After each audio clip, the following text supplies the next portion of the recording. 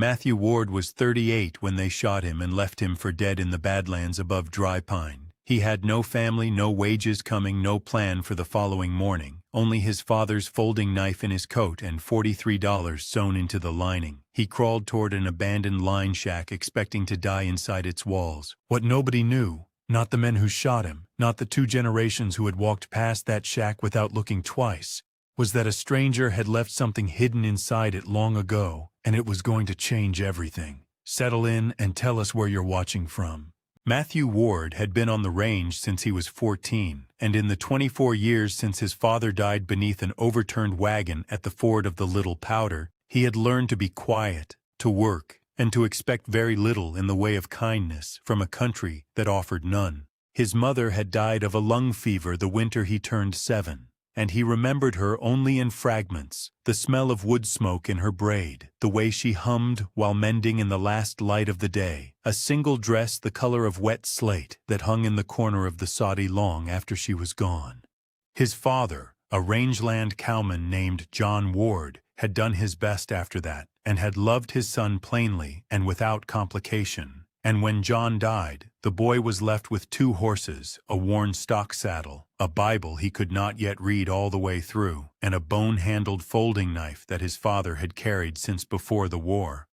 The knife was the thing Matthew kept. He kept it in an inside pocket sewn against the ribs, and he kept it sharp, and he had used it every day of his working life, for lariat splices, for cutting tobacco, for the small operations that a horse or a man will require in country far from anywhere with a doctor. Its bone was yellowed and worn down where his father's thumb had rested for 30 years, and where his own thumb had rested for 24 more, and it was the closest thing he had left to a hand held. After the burial in the little cottonwood grove above the ford, Matthew had been taken in by a widower named Wesley Marsh, who ran a small outfit 10 miles south of Dry Pine and asked for no wages beyond honest work in exchange for a bunk and food and what teaching one man could offer another. Wesley was 61 when he took the boy in and 78 when he died, and in those 17 years he had shown Matthew how to read weather from the color of the far ridges, how to shoe a horse without losing a thumb, how to mend a wire fence in a wind that would knock down a man who did not know how to lean into it, how to sit a green colt without breaking either of their spirits, and how to keep his own counsel when other men were spilling theirs into the dust of a saloon floor. Wesley had loved him without saying so, in the way of certain old men who have used up their tender words on the wrong people early in life and have learned to be sparing with what remains. And when Wesley died of a stopped heart in the corral one October morning, Matthew had dug the grave himself in ground half frozen and had not spoken above a whisper for 3 days after. He had drifted after that, from the Cross Sea to the Bar J, from spring wagons to fall drives, and by the time he was 38, he was working for the JT Ranch out of Dry Pine as a top hand, drawing $30 a month and the use of a bunk in the far cow camp when the season demanded it. He was known as a man who did not talk much and did not miss much, and the men who ran cattle in that part of the country asked for him by name when a hard job needed doing, though none of them had ever thought to ask him inside their houses for supper. He was, in the plain accounting of that country, a good hand and a lonely man, and he had come to believe that would be the shape of his days until the end of them. The trouble at the JT began quietly, the way most trouble in that country began, with a ledger and a closed door and a man named Harlan Beck who had bought a controlling share in the outfit at the tail end of summer and had spent September walking the fence lines with a small leather notebook and a pencil he kept sharpened with a pocket knife. Beck was a Denver man by way of Chicago, 44 years old, dressed in a gray wool suit that never took the dust the way honest cloth took it, and he had come west with the intention of turning the JT from a working cow outfit into something he described, in the one meeting he called in the bunkhouse, as a modern concern. He said the word modern the way another man might have said gospel. He counted the hands with his pencil tip in the air, and then he counted them again on paper, and by the second week of October he had let 4 men go with a week's wages and a handshake that did not linger. Matthew was the 5th. He came in from the north pasture on a Thursday evening with his hat white with the first true snow of the season and his gelding blowing hard from the climb, and he found a folded paper nailed to the tack room door with a horseshoe nail driven crooked into the pine. His name was written on the outside in a hand he did not know. Inside the paper were 2 lines. The first said that his services were no longer required by the JT Ranch as of that date. The second said that his final wages, $22.60, prorated to the day, could be collected from the office between the hours of 7 and 9 the following morning.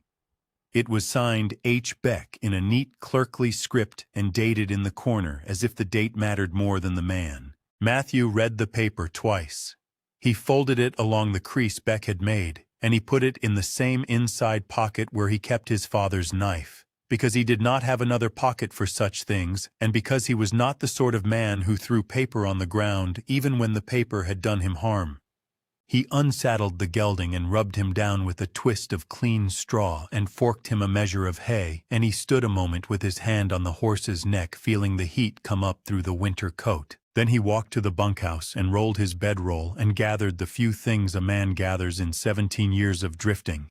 a tin cup, a razor, a whetstone, a spare shirt, a wool coat mended at both elbows, a small daguerreotype of his mother he had never shown to anyone, and the Bible that had been his father's, and he tied them into the roll and set the roll by the door. He did not sit down on the bunk. He had learned from Wesley that a man who sits down at such a moment sometimes finds he cannot stand back up.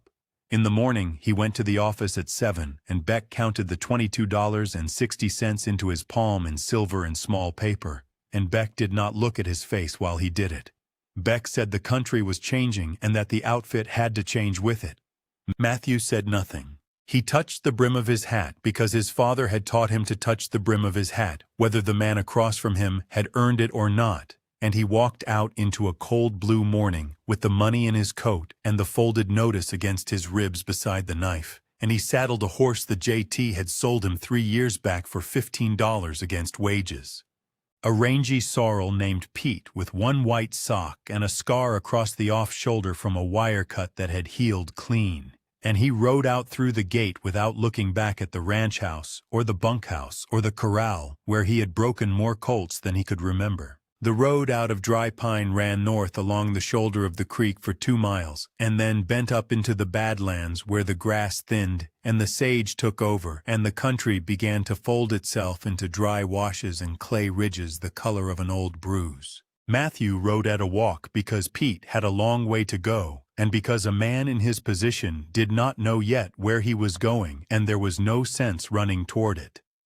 The snow that had come in the night lay in patches on the north sides of things, thin and dry as flour, and the wind out of the northwest carried the smell of more snow behind it. He counted his money at the first rest, sitting on a flat sandstone above a frozen seep, and he counted it twice the way Wesley had taught him. $22.60 in his hand, $43 sewn into the lining of his coat, saved $1 and $2 at a time over 4 years against a day he had not been able to name, $65.60 to his name at 38 years of age, and a horse and a saddle and a knife and a bedroll and the wide cold country in every direction. He thought about riding for Miles City, where he knew a stock contractor who might take him on for the winter feeding, and he thought about riding for the 2-bar down on the Belle Fourche, where an old friend of Wesley's ran a small outfit and might have a corner of a bunkhouse to spare. Both were 4 days' ride at least, and the second day would take him across the divide where the wind came off the high country without a tree to slow it.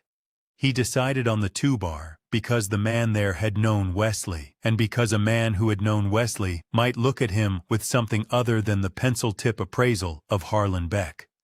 By noon he was well up into the Badlands, and the wind had turned mean, coming across the ridges in flat, hard sheets that made Pete flatten his ears and swing his head to the lee. Matthew pulled his bandana up over the lower half of his face and tucked his chin into his collar and rode on, one gloved hand on the reins and the other tucked under his coat against his ribs where the knife and the notice and the folded money lay together in the dark. The sky went the color of old pewter by 2 o'clock, and the snow began in earnest by 3. Small hard flakes at first, and then larger ones that came slantwise and stuck to the sorrel's mane, and to the brim of Matthew's hat, and to his eyelashes when he blinked. He knew the line shack was somewhere ahead, half a day's ride still, an abandoned shelter he had passed twice in other seasons, and had marked without meaning to, in the map, a man carries in his head of every roof, between him and the horizon.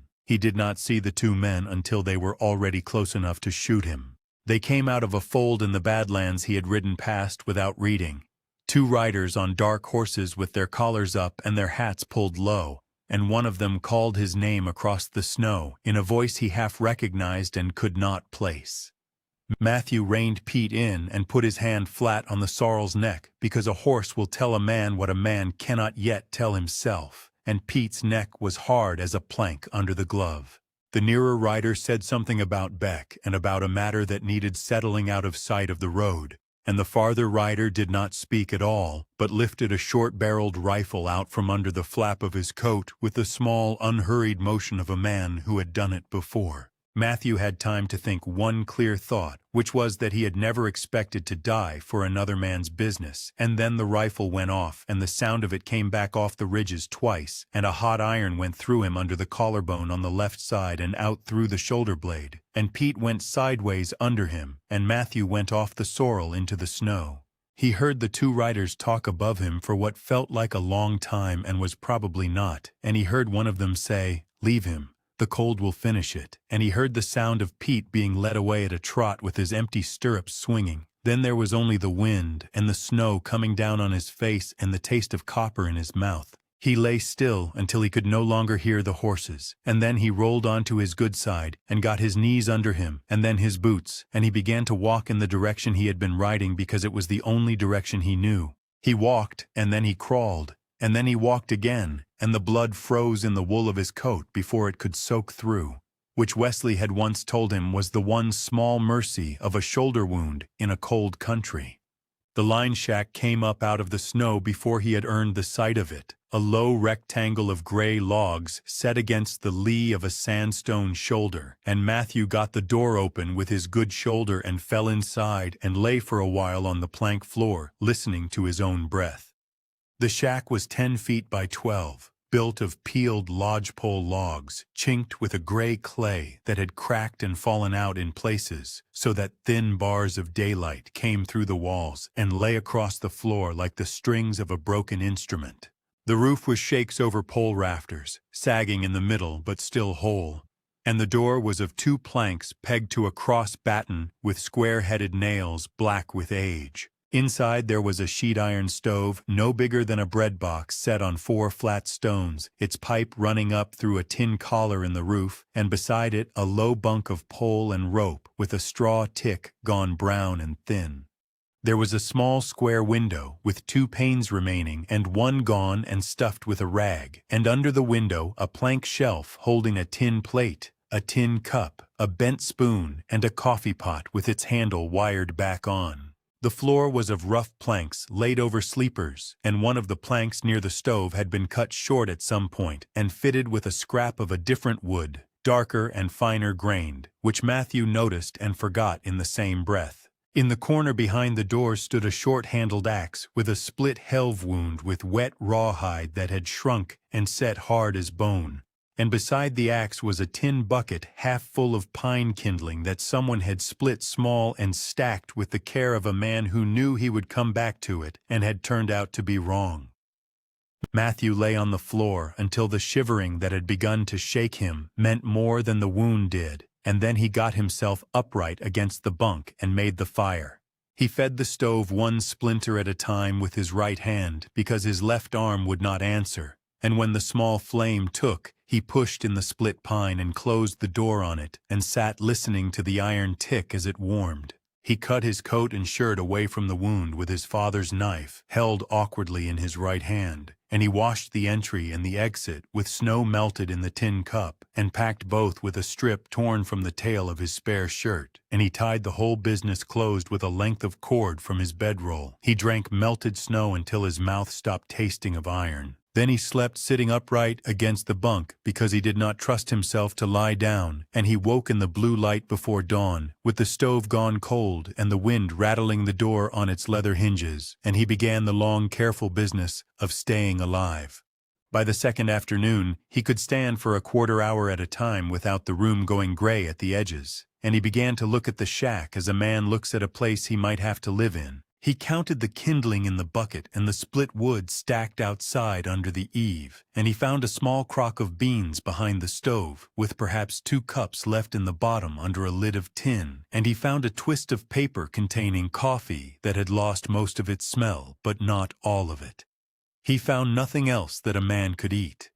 When he knelt to feed the stove that evening, he put his weight on the short plank near it and felt it give under him a little more than a plank ought to. And he sat back on his heels and looked at it. The short plank was maybe 18 inches long, cut clean at both ends, fitted so tight to its neighbors that in ordinary light a man would not see the seams. Matthew took his father's knife out of his pocket and opened the blade with his teeth and worked the point down into the crack at one end and lifted, and the plank came up in his hand as easily as if it had been waiting. Under the plank, set down into the space between 2 sleepers, was a tin box the size of a family Bible, its lid held on with 2 small hasps and no lock. Matthew lifted it out with his good hand and set it on the bunk and sat looking at it for a while before he opened it, because a man who has been shot and left in the snow does not hurry the one good thing the day has offered him.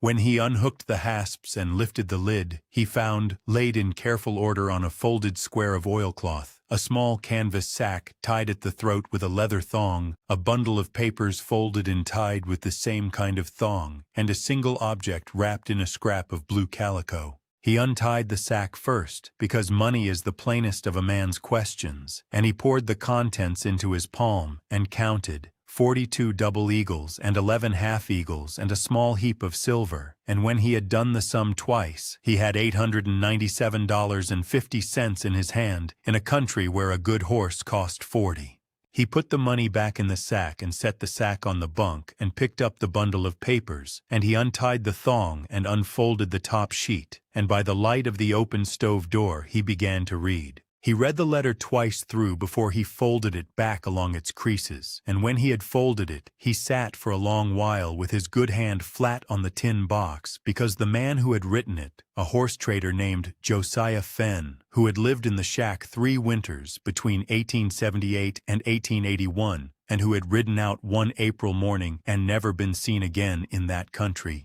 had signed off with the line, "Hope whoever finds this is cold and hungry and in need, as I was once, and does better with it than I did." Matthew put the letter and the deed papers and the little folded map back into the tin box under the plank, but he kept the sack of coin under the straw tick where his good shoulder could feel it when he lay down, and he kept 2 double eagles in his coat pocket against the day he could walk out. He stayed in the shack 4 more days and let the wound begin to close. He melted snow and boiled the beans and drank the last of the coffee and slept in short pieces, and on the 5th morning he wrapped himself in a saddle blanket he had found rolled behind the bunk and walked south along the ridge for 6 miles until he came down onto the wagon track above Dry Pine. The first person to see him was a woman named Ada Rennick, 67 years old, a widow who ran 200 head of stock on a place her husband had proved up in 1869. She was driving a light spring wagon back from the mill with a sack of cracked corn beside her on the seat, and she stopped the mare when she saw him and said only,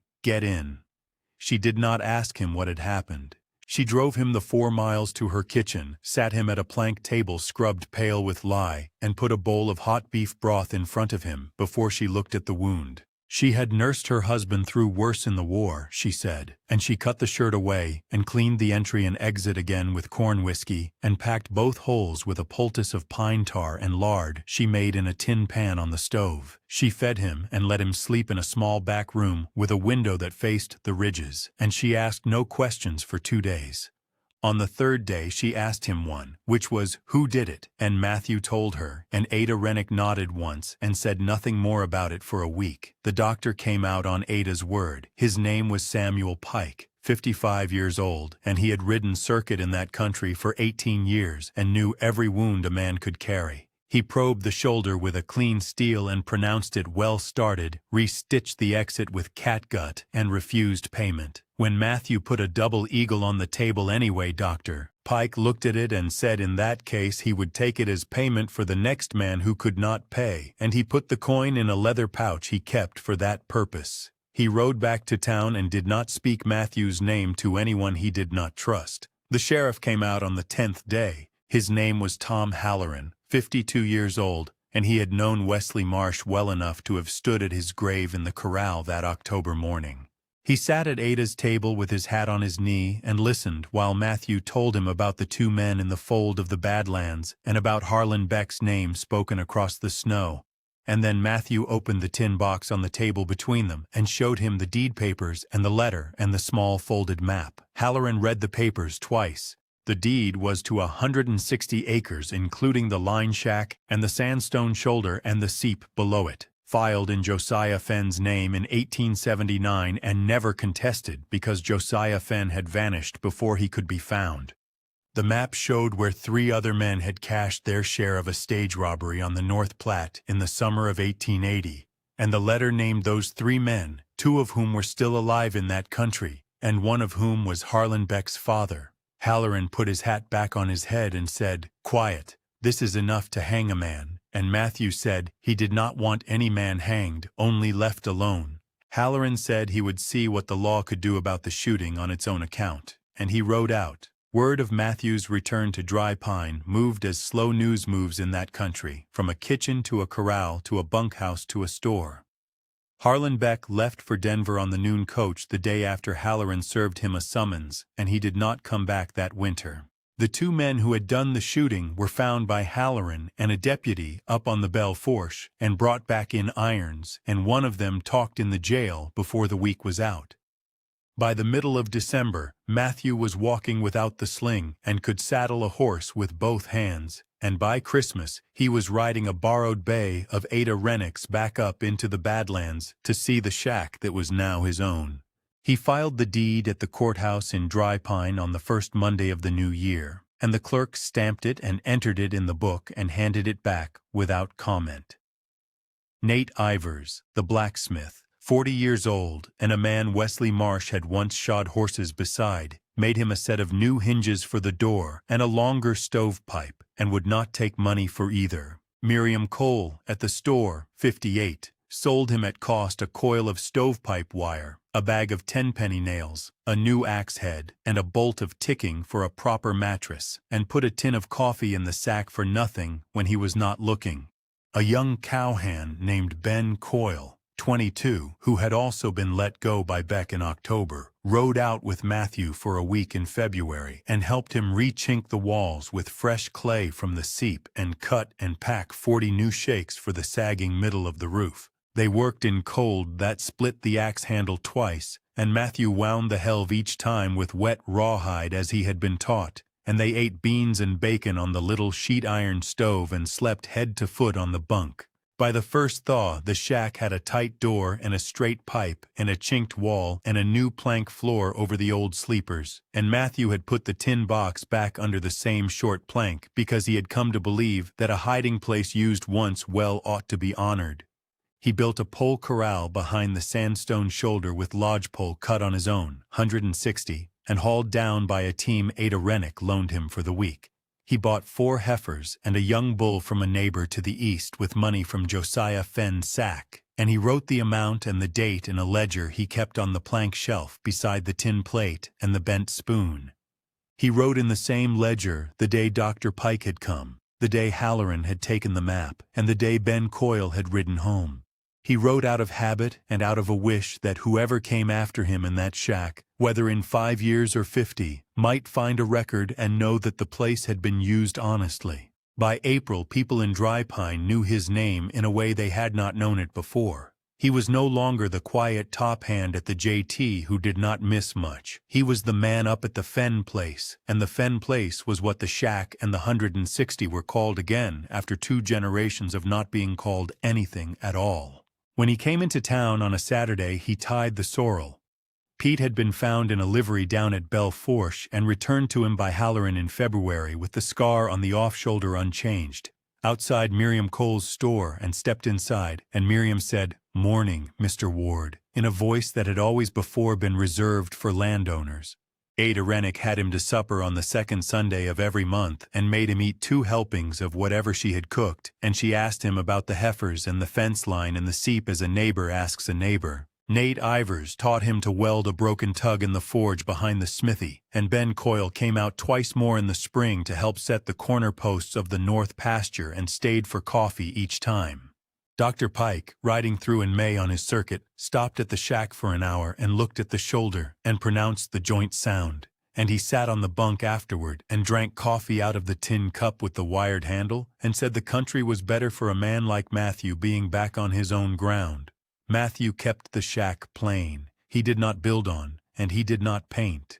He put a second small window in the south wall for morning light, and he hung his father's Bible on a peg above the bunk and set the daguerreotype of his mother on the plank shelf beside the tin plate. He kept the folded notice from Harlan Beck in the inside pocket of his coat beside his father's knife, not out of anger, but because a man ought to remember where a road bent. On the shelf below the shelf, in a small cedar box he had made himself out of scrap, he kept Josiah Fenn's letter and the deed and the little folded map, and every so often on a winter evening he took the letter out and read it again by the open stove door, because it was the plainest and truest thing anyone had ever written to him, and it had been written before he was born. On an evening in late June, with the door propped open to catch the cool air off the sandstone and the light going long and gold across the floor planks, Matthew sat on the bunk with his coffee and looked at the room as a man looks at a thing he has made. The stove was cold and clean. The new plank floor lay tight over the old sleepers, and the short plank near the stove sat flush with its neighbors and gave nothing away to any eye that had not been told. Pete was hobbled outside on the good grass above the seep, and the 4 heifers and the young bull were down in the draw below the corral where a man could hear them when the wind lay right. Matthew set the tin cup on the shelf, took his father's folding knife out of his inside pocket, opened the blade, and drew it once across the whetstone he kept on the sill, and then he closed it again and set it beside the daguerreotype of his mother, whose face he could not quite remember except in fragments and whose braid he could still smell if he thought hard enough about wood smoke.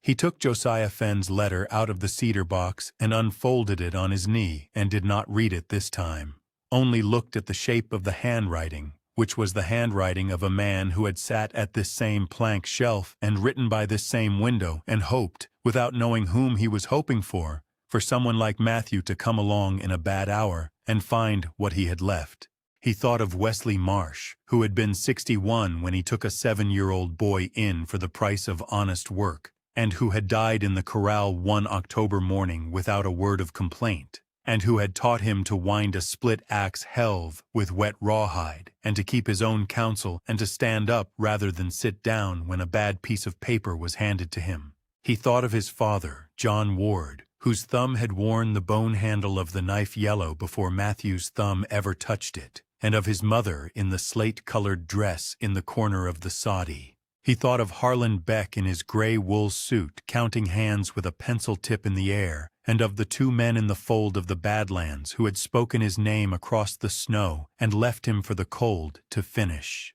Beck was in Denver and would not come back, and the 2 men were in the territorial prison at Deer Lodge, and Matthew was here in a shack he owned outright on 160 acres that were his by a deed filed in 1879 and stamped again in the new year, and the shoulder that had taken the bullet under the collarbone was sound enough to swing an axe and rope a calf and lift a saddle onto a horse's back. He set the letter beside the knife and the daguerreotype, 3 things on the shelf now, 2 from strangers who had loved someone they never got to see grow up, and 1 from a man who had sat with him in a soddy through a lung fever winter and taught him to touch the brim of his hat whether the other man had earned it or not. Matthew Ward was 38 and had been shot and left for dead in the Badlands above Dry Pine.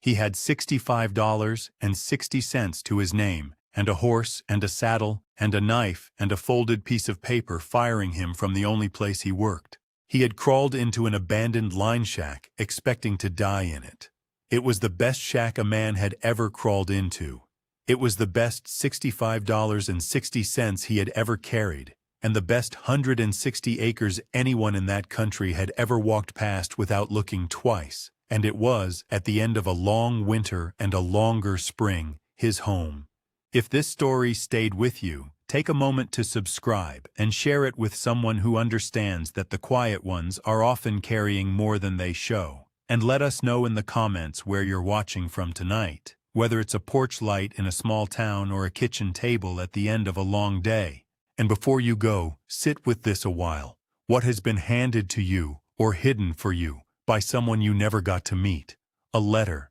a lesson, a piece of ground, a small kindness passed down through hands you cannot name. And what have you done, or what might you still do, with the gift of it?